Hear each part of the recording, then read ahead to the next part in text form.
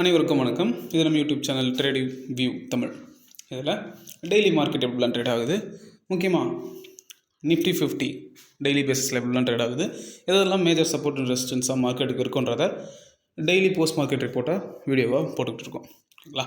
அந்த மாதிரி நேற்று ஒரு வீடியோ போட்டோம், சம் லெவல்ஸ் கொடுத்துருந்தோம், ரெசிஸ்டன்ஸ் அண்ட் சப்போர்ட்டு. ஸோ அதுக்கேற்ற மாதிரி மார்க்கெட்டில் இன்றைக்கி ட்ரேட் ஆகியிருக்கா, இல்லை மார்க்கெட்டில் என்ன தான் நடந்திருக்கு, நாளைக்கு எப்படி எப்படிலாம் ட்ரேட் ஆகிறதுக்கான வாய்ப்புகள் இருக்குது, நாளைக்கு வந்து பேங்க் நிஃப்டியோடைய எக்ஸ்பைரி இருக்குது. ஸோ நாளைக்கு மார்க்கெட் எப்படிலாம் ட்ரேட் ஆகிறதுக்கான வாய்ப்புகள் இருக்குது, எதெல்லாம் மேஜர் சப்போர்ட் அண்ட் ரெசிஸ்டன்ஸாக இருக்குன்றதையும் இந்த வீடியோவில் பார்த்துடலாம். ஸோ இதுதான் நம்ம கொடுத்துருந்த லெவல். ஃபஸ்ட்டு ரெசிஸ்டன்ஸாக வந்து 25,060, ஃபஸ்ட்டு சப்போர்ட்டாக வந்து 24,674 கொடுத்துருந்தோம். அதாவது வெள்ளிக்கிழமை கொடுத்த லெவல்ஸை வந்து திங்கக்கிழமை கொடுத்த லெவல்ஸை வந்து எதுவுமே மாற்றலை. வெள்ளிக்கிழமை என்ன சப்போர்ட் அண்ட் ரெசிஸ்டன்ஸ் கொடுத்தோமோ அதே தான் கொடுத்தோம். திங்கக்கிழமை எப்படி நடந்துச்சு அப்படின்னா, ஒரு 200 பாயிண்ட் மேலே ஏறி இறங்கி இருந்தாலுமே வெள்ளிக்கிழமைக்கும் திங்கக்கிழமைக்கும் ஒரே ஒரு பாயிண்ட்டு மட்டும்தான் டிஃப்ரென்ஸாக ஹையில் க்ளோஸ் ஆச்சு. இன்றைக்கி என்ன நடந்துச்சு அப்படின்னா, நேற்று ஒரு பாயிண்டில் க்ளோஸ் ஆச்சுங்களா பாசிட்டிவாக ஹையாக, இன்றைக்கி வந்து ஒரு நியர்லி 25 பாயிண்ட்ஸ் கிட்ட ஹையில் தான் க்ளோஸ் ஆகிருக்கு. இதை நம்ம வாட்ச் பண்ணணும். ஓகேங்களா?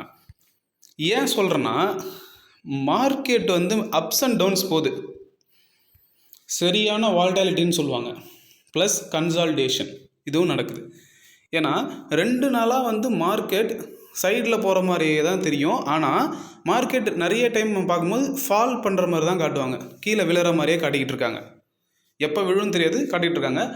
அப்படி என்ன தான் மார்க்கெட்டில் இந்த ட்ரேடிங் செஷன் ஹவர்ஸில் என்ன நடந்தாலும் க்ளோசிங்னு ஒன்று இருக்குது, டே ஓப்பன் ஒன்று இருக்குது, டே க்ளோஸ்ன்னு ஒன்று இருக்குது. ஸோ மார்க்கெட்டு கீழே ஓப்பன் பண்ணாலும் சரி, மேலே ஓப்பன் பண்ணாலும் சரி, ப்ரீவியஸ் செஷனுக்கு ஹையில் தான் க்ளோஸ் பண்ணுறாங்க. அதோட எக்ஸாம்பிள் தான் வந்து மண்டே வந்து ஜஸ்ட் 1 பாயிண்ட் மட்டும் பாசிட்டிவில் க்ளோஸ் பண்ணாங்க. இன்றைக்கி ஒரு 20 to 25 பாயிண்ட் கிட்ட பாசிட்டிவில் க்ளோஸ் பண்ணியிருக்காங்க. அதுக்கப்புறம் நேற்று வந்து நம்ம எந்த லெவல்ஸையும் மாற்றலை, இருந்தாலும் ஒரு லைன் ஒன்று போட்டிருந்தோம், ரெட் கலர் லைன், இந்த வீடியோவில் நடுவில் இருக்குது பார்த்தீங்களா, அதை வந்து நம்ம சொல்லியிருந்தோம்.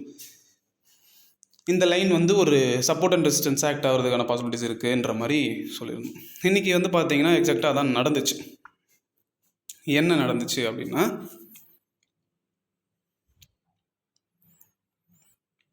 நம்ம அந்த லைனுக்கு கீழே மார்க்கெட் ஓப்பன் ஆகிட்டு அதை பிரேக் பண்ணி அதில் ரீட்ரெஸ்ட்டும் பண்ணி மேலே போகிற மாதிரி காட்டினாங்க.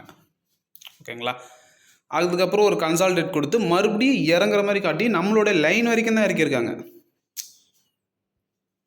ஸோ அதனால தான் இந்த நான் லைன் போட்டதுக்கான ரீசன். ஓகேங்களா?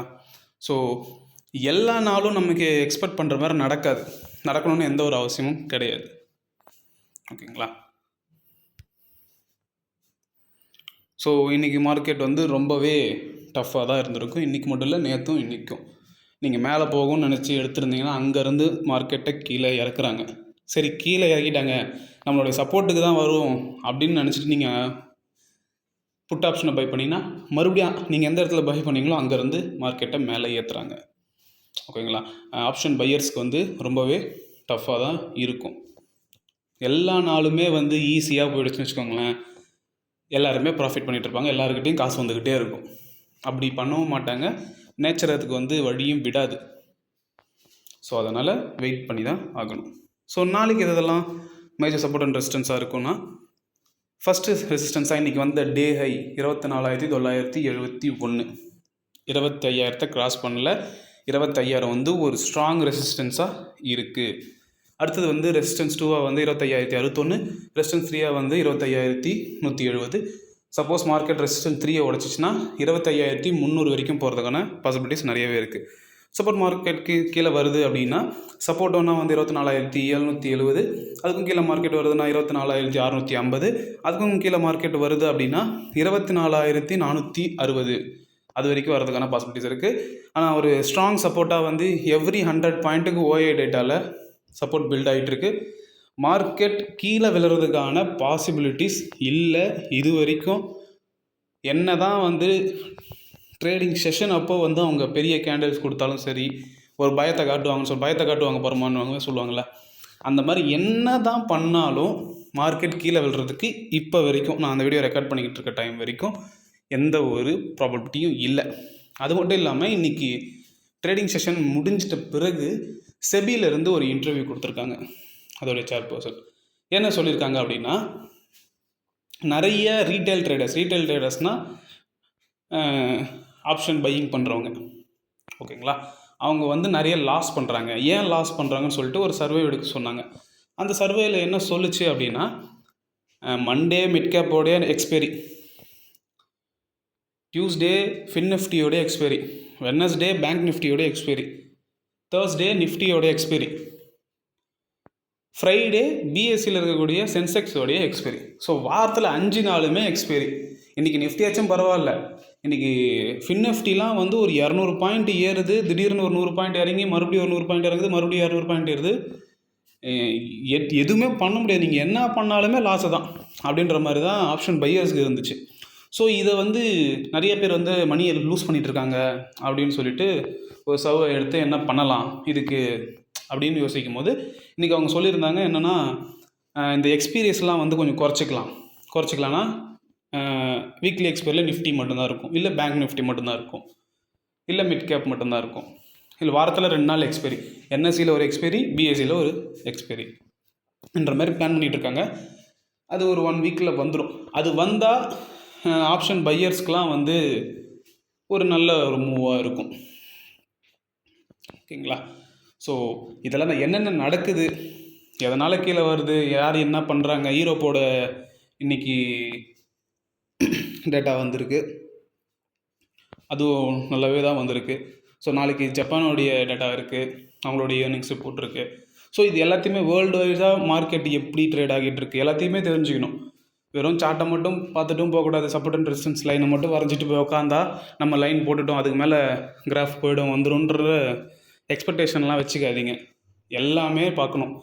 எது வேணால் நடக்கும். ஒரு நாள் கிராஃப் ஒர்க் அவுட் ஆகும், ஒரு நாள் நியூஸஸ்க்கு ஏற்ற மாதிரி மார்க்கெட் ரேட் ஆகும், என்ன வேணால் நடக்கும் மார்க்கெட்டில், ஓகேங்களா. அது வந்து ஒரு ஸ்பிரிச்சுவல் மாதிரி. கடவுள் இருக்கா இல்லையான்னு போய் கேட்டிங்கன்னா பாதி பேர் இருக்குன்னுவாங்க, இல்லைன்னுவாங்க. அந்த மாதிரி மார்க்கெட்டில் ஏறுமா ஏறாதானே எல்லாருமே சொல்லுவாங்க, நாளைக்கு இதுக்கு மேலே போக தான் போகுது. நாளைக்கு போயிட்டு அவங்க கிட்ட கேட்கும்போது ஏன்பா போகல அப்படின்னா அவங்கக்கிட்ட பதில் இருக்காது. ஸோ அந்த மாதிரி நீங்கள் தான் வந்து ஒரு செல்ஃப் இன்ட்ரெஸ்ட் எடுத்து நீங்கள் தான் எல்லாத்தையுமே கொலாபரேட் பண்ண கற்றுக்கணும். அதுக்கு மட்டும் இல்லாமல் இன்னொரு நியூஸ் வந்து எஃப்ஐஎஸ், நான் அடிக்கடி சொல்கிறது,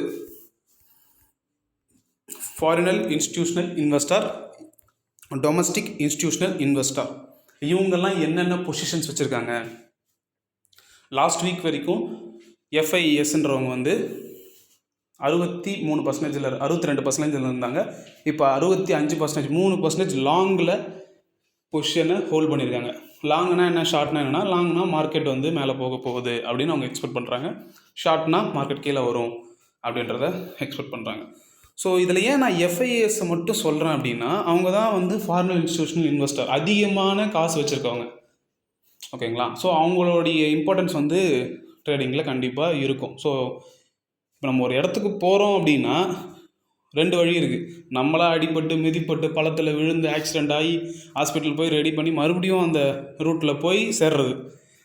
அப்படி இல்லை அப்படின்னா ஆல்ரெடி அந்த ரூட்டில் போயிட்டுருக்கோம், ரூட்டு பஸ்ஸுன்னு சொல்லுவாங்க.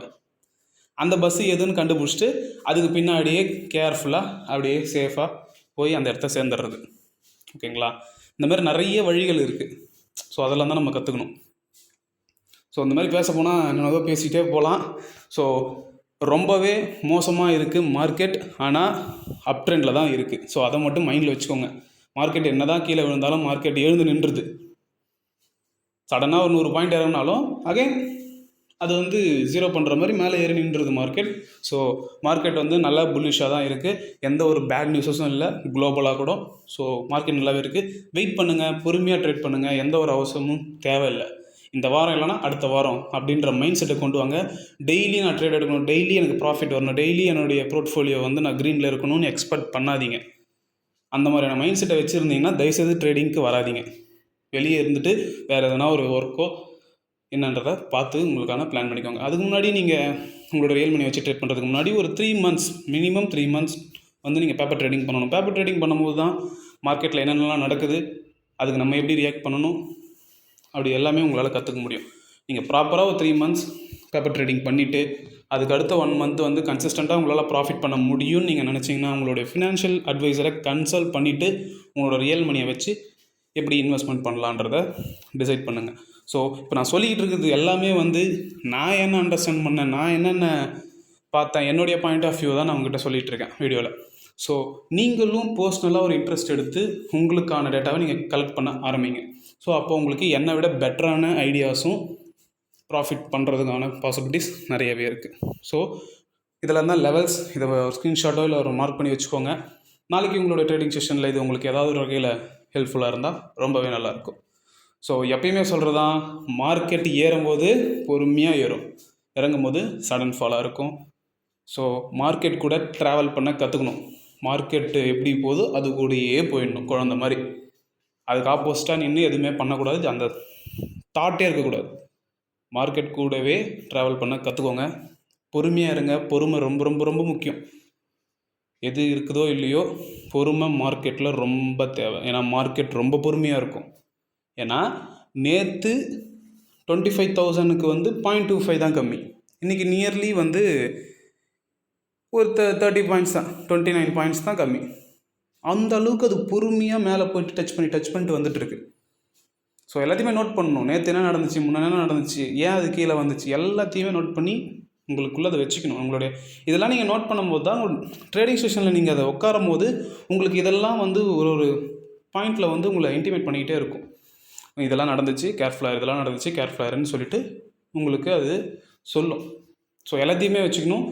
என்ன தான் மார்க்கெட் வந்து பெருசாக ஒரு மூவ்மெண்ட் இருக்குது, ஆனால் வந்து ஃப்ளாட்டாக தான் க்ளோஸ் ஆகுதுன்னு நினைக்காதீங்க. மண்டேவும் ஒரு பாயிண்டில் பாசிட்டிவாக க்ளோஸ் ஆச்சு. இன்றைக்கி 25 பாயிண்ட்டு கிட்ட பாசிட்டிவாக க்ளோஸ் ஆகிருக்கு. கெஸ் பண்ண முடியாது, நாளைக்கு 25,000 உடச்சிட்டு மேலே போகலாம். அப்படி இல்லையா, வெயிட் பண்ணி இந்த வீக் ஃபுல்லாக கன்சல்ட் ஆகிட்டு நெக்ஸ்ட் வீக் கூட போகலாம். ஸோ மார்க்கெட் புல்லிஷில் தான் இருக்குது. ஸோ பொறுமையாக இருங்க. பொறுமை ரொம்ப ரொம்ப ரொம்ப முக்கியம். அனுபவத்தில் சொல்கிறேன்ற மாதிரி தான். ஓகே, சேஃபாக ட்ரேட் பண்ணுங்கள், கேர்ஃபுல்லாக இருங்க, அவசரப்படாதீங்க. நாளைக்கு வந்து மார்க்கெட் எப்படிலாம் ட்ரேட் இருக்குது நாளைக்கு ஒரு வீடியோவில் பார்ப்போம். நன்றி, வணக்கம்.